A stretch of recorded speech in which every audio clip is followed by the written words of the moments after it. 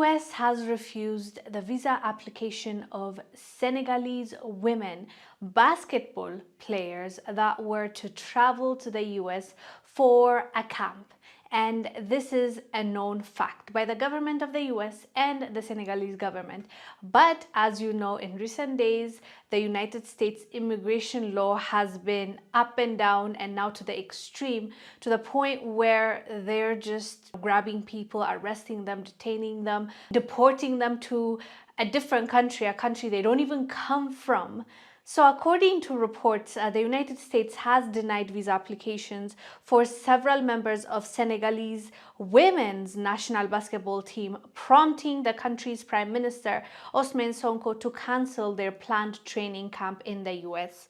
The team, known as Les Lioness, was scheduled for a 10-day training camp ahead of the upcoming AfroBasket 2025 tournament in Ivory Coast.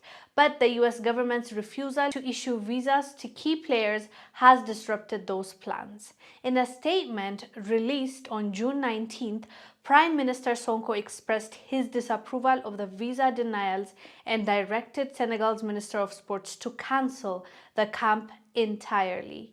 He revealed that he had been informed of the rejection of visa applications for several team members and criticized the decision. I believe this is taking it too far, especially when it comes to these friendly matches, the camps, the tournaments, the competition that requires Africans to travel to the US. Let's say in this instance it's the US. It's definitely affecting the people on the ground, and I like what the Prime Minister of Senegal, Sonko, did. He completely, in its entirety, closed down the camp, and he said, we're not going to do this, and he criticized what the US has done. This is taking it far. At the end of the day, if you're not going to accept this girl's visa application, that means they cannot participate.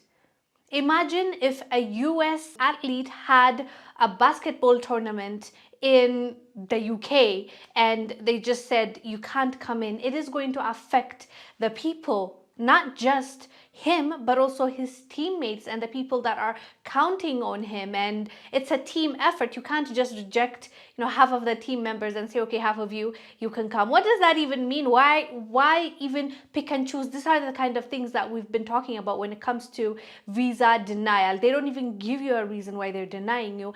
And also, two people can apply using the exact same document, their husband and wife. One will be rejected, one will be accepted.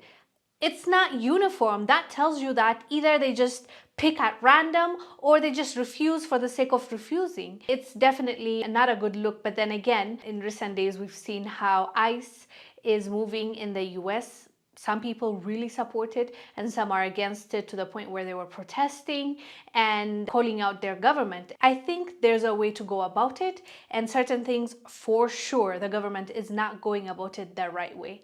Anyways, fam, let us know down below what your thoughts are about this. I am Wongel Zelalem.